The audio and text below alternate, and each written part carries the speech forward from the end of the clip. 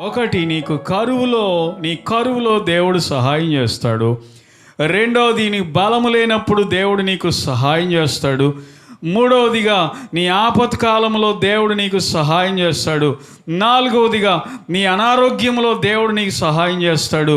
ఐదవదిగా, నీ ప్రాణాపాయంలో కూడా దేవుడు నీకు సహాయం చేసే దేవుడే. మొట్టమొదటిదిగా మనం చూద్దాం. మొదటిది ఏంటి, ఏం చెప్పాను గుర్తుందా? కరువులో అనండి.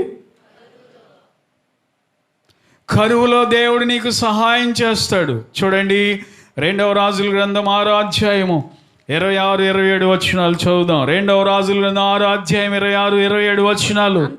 అంతటా ఇశ్రాయేలు రాజు పట్టణపు ప్రాకారము మీద సంచారము చేయగా ఒక స్త్రీ రాజును చూచి రాజు అయిన నా ఏలినవాడా సహాయము చెయ్యమని కేకలు వేసెను. యెహోవా నీకు సహాయము చెయ్యనిది. అప్పుడు రాజు అంటున్నాడు కదా, ఓ స్త్రీ, యెహోవా నీకు సహాయం, ఓ అమ్మా, యెహోవా నీకు సహాయము చేయనిదే, నేనెక్కడ నుండి సహాయము చేయుదును. రాజు అనాల్సిన మాటేనా ఇది? అనాల్సి వచ్చింది, లేకపోతే అనేవాడు కాదు. దేవునికి స్తోత్రం కలుగును గాక. హల్లెలూయా. చెప్దాం బిగ్గరగా, హల్లెలూయా. ఒక స్త్రీ అడుగుతుంది రాజుని, పట్టణం ప్రకారమే తిరుగుతున్నాడంట. దేశం అంతా కరువు వచ్చేసింది, భయంకరమైన కరువు. ఆ ప్రాంతం అంతా ఎంత కరువు చెప్పన, గాడిద తలకాయ అంట 80 రూపాయలంట ఆ రోజుల్లో. ఏ తలకాయ అండి? పావురము రెట్టలో సగం భాగం 5 రూపాయలంట. పావురం రెట్ట ఏంటండి? అది తినేవాళ్ళ మనుషులు అంటే అందులో గింజలు ఉండేయంట. అది కడిగి శుభ్రం చేసుకునే గింజలు తినేవాళ్ళంట. అంత కరువు వచ్చిందంట, అంత కరువు వచ్చేసిందంట. గాడిద తినకూడదు యూదులు. గాడిద అసహ్యమైనది, హేయమైనది. వాస్తవానికి గాడిదని తినొద్దు అన్నాడు దేవుడు. కానీ ఆ గాడిద తలకాయ 80 రూపాయలు ఖరీదంట. ఏదైతే ఉందో అపవిత్రం లేదు, పవిత్రం లేదు, ఏది దొరికితే అది వేసేద్దాం రబ్బాయి అని చెప్పి బయలుదేరారు ఆ రోజుల్లో. దొరకట్లేదు, అంత కరువు వచ్చేసింది. కరువు తాండవమాడుతుంది ఆ దేశంలో. ప్రియులారా, అలాంటి సమయంలో 2 స్త్రీలు తనుకుంటూ వచ్చారు రాజుగారి దగ్గర. రాజుగారి పట్టణం మీద కనబడుతుంటే ప్రాకారం మీద ఒక ఆవిడ, అయ్యా సహాయం చేయ్యా. ఏమైంది తెలుసా? గాడిద తలకాయ కూడా దొరకలేదేమో, పావురం రెట్ట కూడా దొరకలేదేమో. వాళ్ళ కన్న బిడ్డల్ని, పుట్టిన వాళ్ళని, వాళ్ళిద్దరు డీల్ కుదుర్చుకున్నారంట. ఏంటి ఆ డీలు? ఇవాళ మా అబ్బాయిని వండుకు తినేద్దాం, రేపు పొద్దున్న మీ అబ్బాయిని వండుకు తిందాం అంటే ఓకే అన్నారంట. ఓ, ఎంత భయంకరం అండి. ఈరోజు అయిపోయింది. ఒక ఆమెకు పుట్టిన కుమారుని తినేశారు వండుకొని. రేపు తెల్లారింది, ఆమె దగ్గరికి వెళ్ళి అడుగుతుంది, రా నీ పిల్లోడిని తీసుకురా వండుకు తిందాం అంటే నేను తేను అంటుంది. అక్కడ గొడవ మొదలైంది. ఎంత భయంకరం చూశారు. మరి పిల్లల్ని వండుకు తినే రోజులు వస్తాయో రావో నాకు తెలియదు కానివ్వండి, పిల్లల్ని చంపేసే రోజుల్లో మనం జీవిస్తున్నాం. 3 సంవత్సరాల పాపనంట ప్రియుడు అన్నాడంట. ఆ ప్రియుడు, నువ్వు నాతో వచ్చేయాలంటే, మీ ఆయన్ని వదిలిపెట్టి నాతో వచ్చేయాలంటే నీకున్న 3 సంవత్సరాల పాప ఉండకూడదు నీతో అన్నాడంట. ఆడికేమో ఆల్రెడీ బాబు ఉన్నాడంట. ప్రేమలు భలే ఉంటున్నాయి పెళ్ళైన వాళ్ళ మధ్యలో ప్రేమలో. ఇటువరకు రోజులు పెళ్ళి కాని వాళ్ళ మధ్యలో ప్రేమలు, ఇప్పుడేం పెళ్ళి అయిన వాళ్ళ మధ్యలో ప్రేమ. విచిత్రంగా ఉన్నాయి రోజులు కదండి, చాలా విచిత్రంగా ఉంది. ఆయన అన్నాడంటే, నువ్వు నాతో పాటు వచ్చేయాలంటే నీ 3 సంవత్సరాల పిల్లని నీతో ఉండకూడదు అనేసరికి ఆ నిర్దాక్షిణ్యంగా, కర్కశంగా, కఠినంగా ఆ పిల్లని చంపేసింది. దారుణంగా వెళ్ళిపోయిందంట. అతనితో కలిసి ఇద్దరు కలిపి ఆ పిల్లను పాతి పెట్టారంట. ఒక చోట పాతి పెడితే అనుమానం వచ్చి పోలీసులు ఫోన్ చేస్తే వాళ్ళు వచ్చి తవ్వి బయటికి తీశారంట. ఇద్దరిని లోపలేసేసారు. ఎంత భయంకరమైన రోజులండి ఈ రోజులు. అక్రమ సంబంధానికి అడ్డంగా ఉందని, అక్రమ సంబంధానికి అడ్డొస్తుందని ఆ పిల్లని నిర్దాక్షిణ్యంగా చంపేసింది. ఒక పక్కన భర్త ఉన్నాడు. భర్త ఉన్నా సరే భర్తను వదిలిపెట్టేసి పిల్లను చంపేసి అక్రమ సంబంధం కోసం అతనితో వెళ్ళిపోయిన సంఘటన నిన్నటి దినాన టీవీలో నేను చూశాను, వార్తల్లో. ఎంత భయంకరమైన రోజుల్లో మనం జీవిస్తున్నాం. కనుక దేవుని బిడ్డలారా, ఆ రోజుల్లో కరువు వచ్చినప్పుడు ఈ ఇద్దరు స్త్రీలు కూడా గొడవపడి ఆ రాజు దగ్గరికి వెళ్ళి ఆ రాజుని కేక వేసి ఒక ఆమె అడుగుతుంది, అయ్యా నాకు సహాయం చేయ్యా అని. అప్పుడు అంటున్నాడు రాజు, దేవుడు నీకు సహాయము చేయని ఎడల నేను ఎక్కడి నుండి నీకు సహాయం చేయగలను అడుగుతున్నాడు రాజు. దేవునికి స్తోత్రం, హల్లెలూయా. నిజమే, ముఖ్యమంత్రులైనా ప్రధానమంత్రులైనా ఈ దేశాన్ని ఏలేవాళ్ళైనా ప్రియులారా, మనుషులకి సహాయం చేయాలంటే పైనుండి దేవుడు సహాయం చేస్తే తప్ప ఎవరు సహాయం చేయలేదు. దేవుడే వర్షం కురిపియాలి, దేవుడే పంటలు కాపాడాలి తెగులు రాకుండా, దేవుడే రిజర్వాయర్లు నింపాలి, నదులు ప్రవహించేలాగా దేవుడు చేయాలి, సముద్రాలు పొంగేలాగా దేవుడు చేయాలి. దేవుని బిడ్డలారా, ఆర్థికంగా ప్రజలు బలపరచబడాలంటే, ఆర్థికంగా పైకి రావాలంటే పైనుండి దేవుడు ఆజ్ఞ ఇవ్వాల్సిందే. ఇవ్వనిదే ఎవరు కూడా ఏమీ చెయ్యలేరుగాక చెయ్యలేరు. దేవునికి స్తోత్రం చెల్లిద్దామా? హల్లెలూయా. బిగ్గరగా హల్లెలూయా. ఈ పంటలు పండాలంటే దేవుని బిడ్డ దేవుడు సహాయం చేయాల్సిందే. నీకు ఉద్యోగం రావాలంటే దేవుడు సహాయం చేయాల్సిందే. దేవుని బిడ్డ నువ్వే విధంగానైనా సరే మేలు పొందుకోవాలంటే దేవుడు సహాయం చేయాలి. లేకపోతే అధికారులు ఏమంటారు, ఖజానాలో ఏం లేదు, ఖజానాలో ఏం లేదు, డబ్బు లేదంటారు. అంతేగా మరి. వాళ్ళ ఖజానా నిండుగా ఉంటే నీ ఖజానా నిండుతుంది, అంతేనా కదా?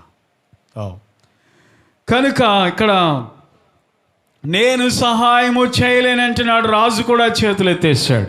అప్పుడు దైవజనుడైన ఎలీషా వచ్చి ప్రకటన చేస్తున్నాడు ఆ పట్టణంలో. ఏమంటే, ఇదిగో రేపు ఈ టయానికి షోమ్రోన్లో, అనగా మీ రాజ్యంలో మీ యొద్ద రేపు ఈ టయానికి దేవుడు ఒక కార్యం చేయబోతున్నాడు. ఏంటి అంటే, ఒక్క మానిక గోధుమ పిండి రూపాయికి దొరుకుతుంది, 2 మానికల యవలు రూపాయికి దొరుకుతాయి. ఇది నమ్మండి అని అనౌన్స్ చేశాడు. చప్పట్లు కొట్టి ప్రభుని స్తుతిద్దాం. హల్లెలూయా, హల్లెలూయా. ఈ రోజే ఏమండి, ఈ రోజే గాడిద తల 80 రూపాయలు ఉండడం ఏంటి? రేపటి దినాన 2 మానికల యవలు 1 రూపాయికి రావడం ఏంటి? ఎంత ఆశ్చర్యం, ఎంత ఆశ్చర్యం. కరువులు అల్లాడిపోతున్నావా? దేవుణ్ణి అడుగు. ఉన్నది లేనట్టుగా, లేనిది ఉన్నట్టుగా చేయగలిగిన దేవుడు, నువ్వు ఆరాధించే దేవుడు. ఆమేన్. అర్థమవుతుందా? లేనిది ఉన్నట్లుగా, ఉన్నది లేనట్టుగా చేయగలిగిన సమర్థుడు మనం ఆరాధించే దేవుడు. కరువులు అల్లాడిపోతున్నావా? ఇంటి అద్దె కట్టుకోలేకపోతున్నావా? వడ్డీల మీద వడ్డీలు కట్టలేకపోతున్నావా? దేవుని బిడ్డ, అనారోగ్యం వస్తే మందులకు కూడా డబ్బులు లేవా? లేని పరిస్థితిలో ఉన్నావా? ఎందుకంటే ఈ పరిస్థితులు అన్నిటి గుండా నేను వెళ్ళినవాడిని. అర్థమవుతుందా? జాషువా, ఎంత నీ వయసు? 18.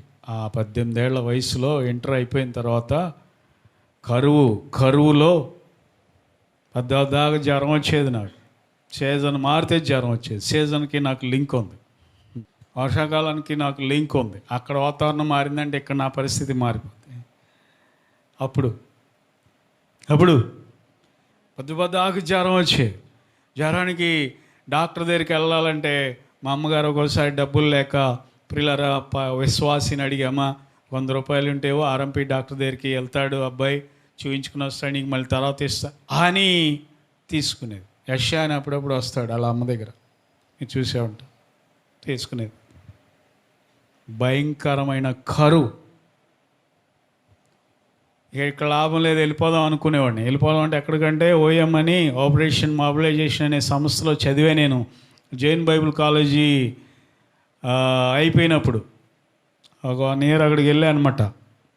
ఆ సంస్థలోకి వెళ్ళిపోయి అక్కడే చదివేసుకుని, అక్కడే ఏదో పోస్ట్ తీసుకొని అక్కడే ఉండిపోదాం అనుకుని ఆలోచించేవాడిని రాత్రుళ్ళు. అక్కడైతే మంచి ఆహారం, మంచి ఫుడ్డు, మంచి బెడ్, వేడి నీళ్ళు కావాలంటే వేడి నీళ్ళు, ఏదైనా ఇబ్బంది వస్తే వాళ్ళే చూపిస్తారు.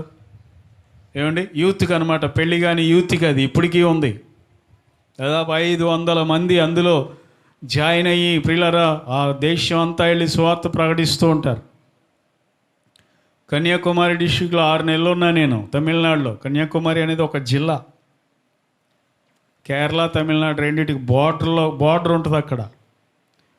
తెలుగు మాట్లాడతారు, మలయాళం తెలుగు కాదు, తమిళ మాట్లాడతారు, మలయాళం మాట్లాడతారు. అందులో నన్ను హాయిగా ఉండేవాడిని. అని ఎన్నోసార్లు వెళ్ళిపోవాలనుకునేవాడిని. మా తల్లిదండ్రులు చెప్పకుండా వెళ్ళిపోవాలనుకునేవాడిని. చెప్తే వెళ్ళనీరు. ఎందుకంటే ఆల్రెడీ అక్కడికి వెళ్తే వాళ్ళు ఎంతో బాధపడ్డారు. అప్పుడు ఫోనులు లేవు, ఏమీ లేవు, ఉత్తరాలు రాసినా వచ్చేవి కాదు. దేవుని బిడ్డలారా, ఇలాంటి భయంకరమైన పరిస్థితుల్లో నిలబడగా దేవుడు సహాయం చేశాడు. దేవుని బిడ్డలారా, ఆ సంఘంలో కూడా కొంతమందిని దేవుడు ఉద్యోగస్తులు లేవనెత్తి ఆ కరువు అనేది పోగొట్టి రావణపాడు వచ్చేసరికి సమృద్ధిని అక్కడ దేవుడిచ్చాడు. హల్లెలూయా, బిగ్గరగా హల్లెలూయా. ఓ పోస్ట్ మ్యాన్ గారు ఉన్నాడు, ఇప్పటికీ ఉన్నాడు, రిటైర్డ్ అయిపోయాడు. నెల దశమ భాగం ఇచ్చేవాడు తెచ్చి ఆయన జీతంలో. దేవా, ఈ వ్యక్తిని లేపేవా ఆర్థిక అవసరతల కోసం అని సంతోషపడ్డాం. ఆయన అయిన తర్వాత ఇంకొకళ్ళు, వాళ్ళైనాక ఇంకొకళ్ళు. దేవుడు అట్లా ఒక్కొక్కరుగా లేపి దేవుని బిడ్డలారా, కరువు నుండి, ఆ దారిద్రత నుండి, ఆ భయంకరమైనటువంటి పరిస్థితి నుండి దేవుడు క్రమక్రమంగా విడిపించాడు. దేవునికి మహిమ కలుగునుగాక. ఆ రకంగా దేవుడు ఒకప్పుడు కరువులో ఉండేవాళ్ళం, ఒకప్పుడు ప్రియులారా లేమిలో ఉండేవాళ్ళం, ఒకప్పుడు ఎంతో ఇబ్బంది అయింది. సరైనటువంటి భోజనం చేయడానికే చాలా ఇబ్బంది అయింది. పెట్రోల్ 50 రూపాయలు. మా మామగారు నాకు బండి ఇచ్చాడు, బైక్. 50 రూపాయలు దొరికితే చాలు పెట్రోల్ కొట్టించుకుని అక్కడ నుండి విజయవాడ వచ్చి వెళ్ళిపోయేవాడిని. 2 వైపులకి వచ్చేసేది. లీటర్ 50 రూపాయలు అప్పుడు. కనుక ఎందుకు చెప్తున్నానంటే, మనం ఆరాధించే దేవుడు ఎబెనెజర్ అయిన దేవుడు నీ కరువులో నీకు సహాయము చేయనుగాక. హల్లెలూయా. కరువు వచ్చిందని అబద్ధాలు ఆడకు సుమా. కరువు వచ్చిందని నీ డ్యూటీలో మోసపు పనులు చేయమాకు. కరువు వచ్చిందని లంచాలు తీసుకోమాకు. కరువు వచ్చిందని కమిషన్లకు అలవాటు పడమాకు. కరువు వచ్చిందని వడ్డీల కోసం ఆశపడమాకు. కరువు వచ్చిందని అక్రమ మార్గాల్లోకి వెళ్ళమాకు. నమ్మకంగా ఉండు, నీతిగా ఉండు, దైవ భయము కలిగి ఉండు. నా దేవుడు ఎబెనెజర్ అయిన దేవుడు నీకు సహాయము చేయనుగాక. నిన్నెప్పుడు కరువులోనే ఉండనీయుడు సహోదరి. నిన్నెప్పుడు కరువులో ఉండనీయుడు, ఎప్పుడు దారిద్రతలో ఉండనీయుడు. దేవుడు నీ స్థితి మారుస్తాడు. ఆయన నీ పరిస్థితి మారుస్తాడు. ఆయన నమ్మకంగా జీవించు. ఎబెనెజర్ అయిన దేవుడు నీ కరువులో నీకు నిశ్చయముగా సహాయము చేయునుగాక. హల్లెలూయా. కాబట్టి ఎలా జరిగింది ఇది అంటే, అక్కడ సిరియనుల్ని ఓడించారంట ఇజ్రాయేలీలు. వెళ్ళి వాళ్ళ సొమ్మంతా తెచ్చేసుకున్నారంట, దోపుడు సొమ్మంతా. వాళ్ళ గోధుమలు, వాళ్ళ ఏవలు, వాళ్ళ పశువులు, వాళ్ళ గొర్రెలు, మేకలు, మందలు, వాళ్ళకు ఉన్నటువంటి ఆహార పదార్థాలు, ధాన్యాలు అన్నీ కూడా తెచ్చేసుకున్నారు.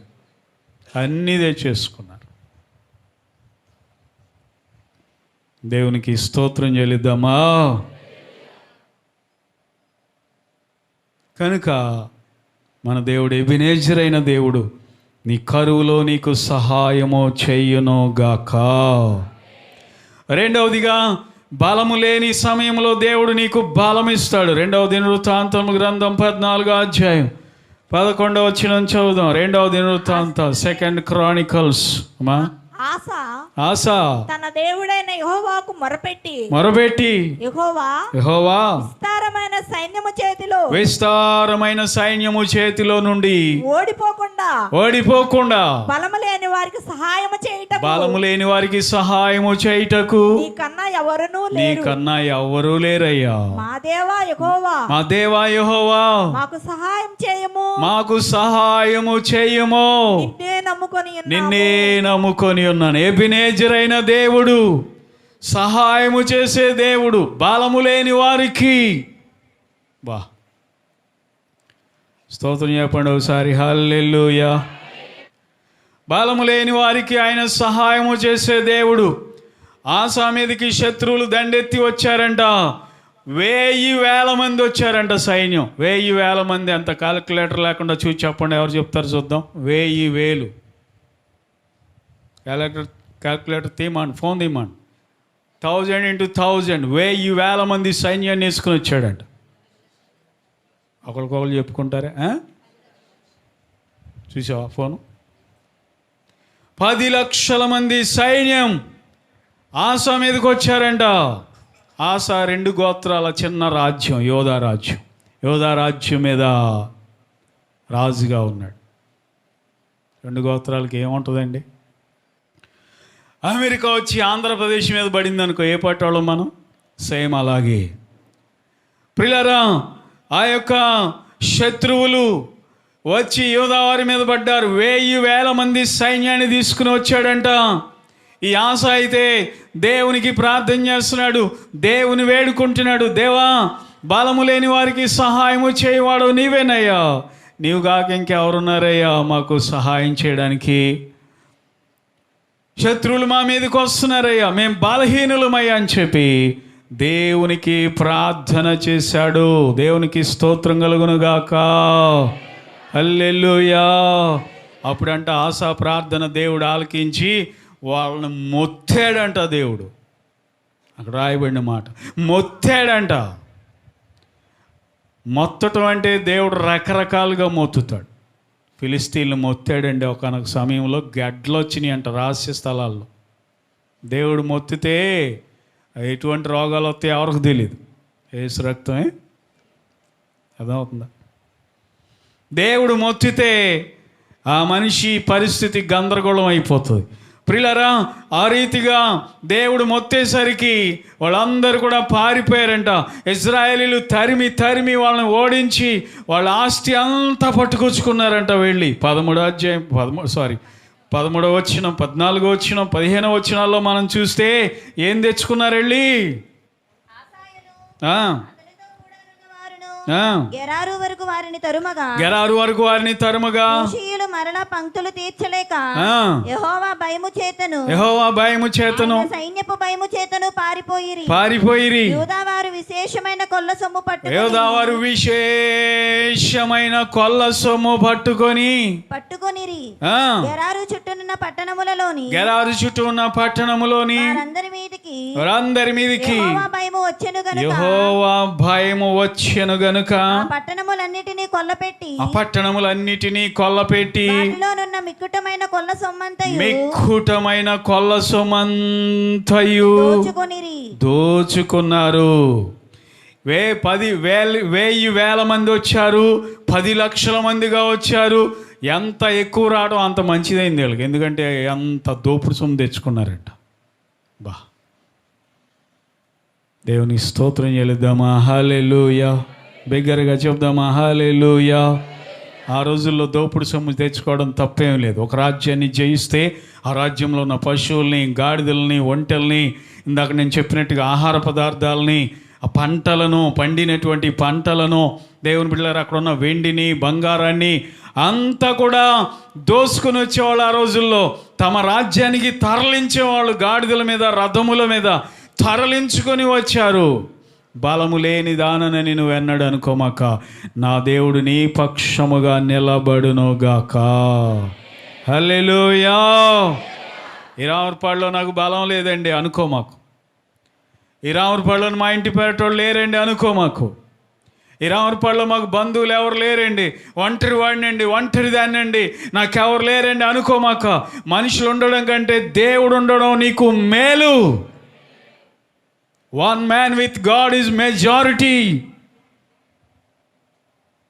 ఒక్క మనిషి దేవుడితో ఉంటే ఆ వ్యక్తే బలం, విస్తారమైన బలం. దేవుడు ఉంటే చాలు. అర్థమవుతుందా? ఎవరుండి ఏం చేస్తారు మనకి? ఎవరుండి చేసేది ఏమీ లేనేలు. దేవుడు నీ పక్షంగా ఉంటే చాలు. సహాయము చేసే దేవుడు. Hour God is the helper. సహాయకుడు ఆయన, సహాయకుడు. నీకు బలము లేని సమయంలో, ఇదివరకు రోజుల్లో ఏమండి ఒక్కొక్కరు ఐదారుగురిని కనేవాళ్ళు, 7-8 మందిని కనేవాళ్ళు, 10 మందిని కన్నా వాళ్ళు కూడా ఉండేవాళ్ళు. ఉన్నారు ఇటువరకు రోజులు, ఉన్నారా లేదా?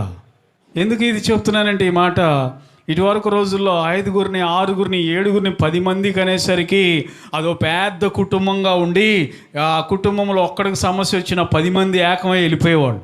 అదొక ధైర్యం, అదొక బలంగా ఉండేది.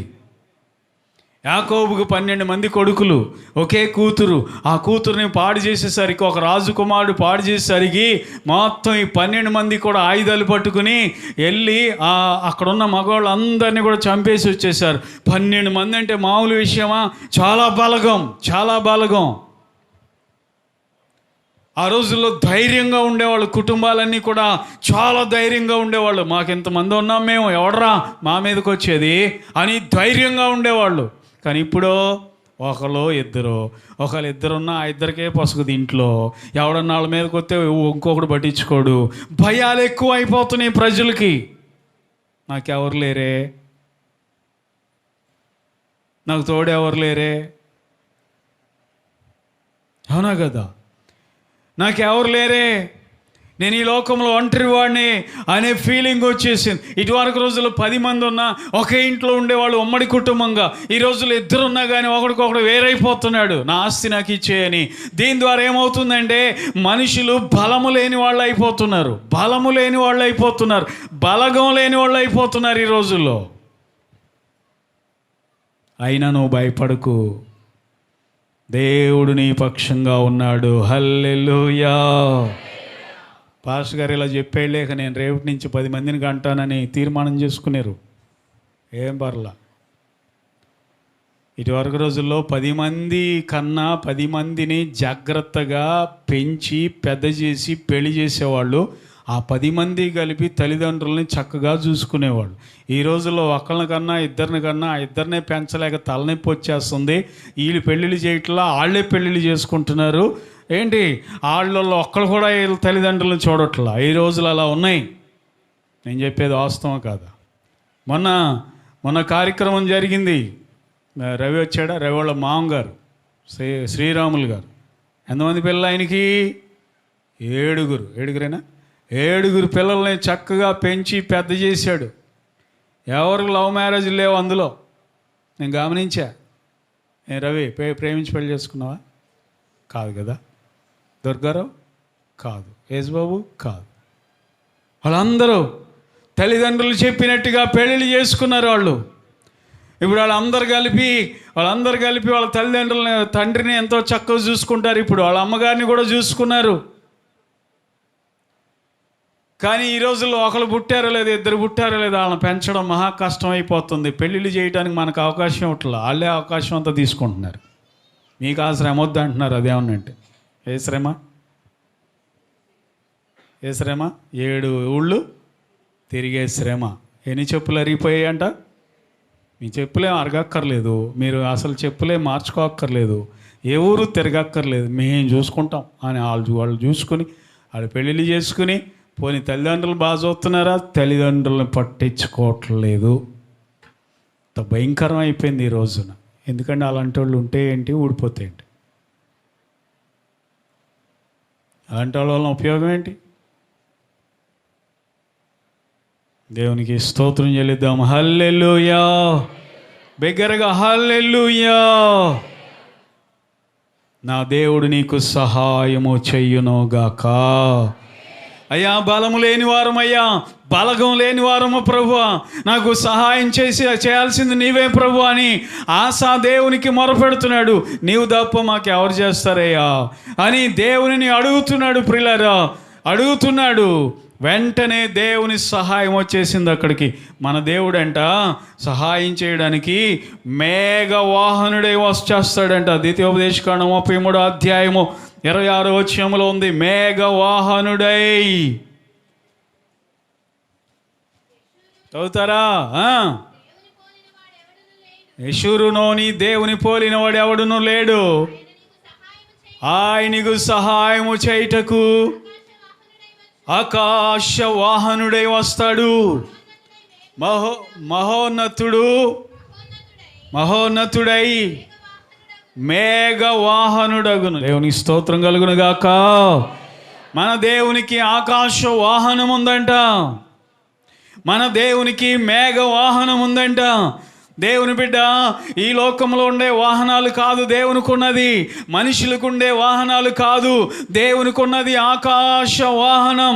నీకు సహాయం చేయడానికి ఆకాశ వాహనం ఎక్కి వస్తాడంట. స్తోత్రం చెప్పండి, హల్లెలూయా. బిగ్గరగా హల్లెలూయా. కానీ మన దేవుని గురించి రాయబడింది, నీకు బలము లేని సమయములో, బలహీనమైపోయిన సమయములో నా దేవుడు ఆకాశ వాహనుడై నీ యొద్దకు దిగి వచ్చునుగాక. చప్పలు కొడి ప్రభుని స్తుతిద్దాం. నిన్ను బలపరచునుగాక, నీకు బలము తానయ్యుండునుగాక, నీకు జయమిచ్చునుగాక, జయ జీవితముతో నిన్ను ఊరేగించునుగాక. దేవుని బిడ్డలారా, ఎబెనేజర్ అయిన దేవుడు నీకు సహాయము చేసే దేవుడై ఉన్నాడు. ఎబెనేజర్ అయిన దేవుడు ఆకాశ వాహనుడై, మేఘ వాహనుడై. దానియేలు భూమి మీద మోకరించాడో లేదో, వెంటనే దేవుని దూత హఠాత్తుగా వచ్చేసాడు, ప్రత్యక్షం అయిపోయాడు అక్కడ.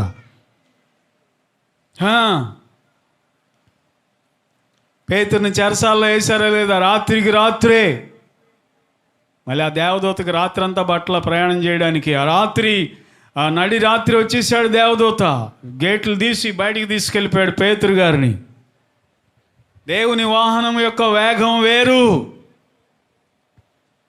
అర్థమవుతుందా? ఒక రాకెట్ చంద్రమండలం మీద పంపించాలంటే రోజు 2 రోజులు 3 రోజులు ఎంతో పట్టుది మొత్తానికి. మనుషులకున్న వాహనాలు అలాంటి. దేవుడు ఆకాశ వాహనుడై, మేఘ వాహనుడై నీకు సహాయం చేయడానికి వస్తాడంట. దేవుని బిడ్డ, ఆయన ఎక్కడో మహాకాశాలు దాటి ఎక్కడో ఉన్నాడు అనుకో మాకు. ఆయన నీకు సమీపంగానే ఉన్నాడు. ఎక్కడ 2-3 ఆయన నామమున ఏకీభవిస్తారో వారి మధ్యలో ఆయన ఉన్నాడు. హల్లెలూయా. వారి మధ్యలోనే ఉన్నాడు. అర్థమవుతుందండి? కనుక దేవుని బిడ్డలారా, బలము లేని వారికి ఆయన సహాయము చేసే దేవుడై ఉన్నాడు. ఆపత్కాలంలో దేవుడు మనకు సహాయం చేస్తాడు. కీర్తన 46:1. తర్వాత అనారోగ్యములో దేవుడు మనకు సహాయం చేస్తాడు. మార్క్స్ వార్త 9:22 దేవుడు మనకు చివరిగా ప్రాణాపాయములు వచ్చిన దేవుడు మనకు సహాయం చేస్తాడు. అపొస్తలుల కార్యములు 26 అధ్యాయము 21-22 ఈ మాట చదివి మనం ముగించుకుందాం. అపొస్తలుల కార్యములు 26 అధ్యాయము 21-22 ఈ హేతువు చేత యూదులు దేవాలయంలో నన్ను పట్టుకొని చంపుటకు ప్రయత్నము చేసిరి. అయినను నేను దేవుని వలనైనా సహాయము పొంది నేటి వరకు నేను నిలిచి ఉంటిని. హల్లెలూయా.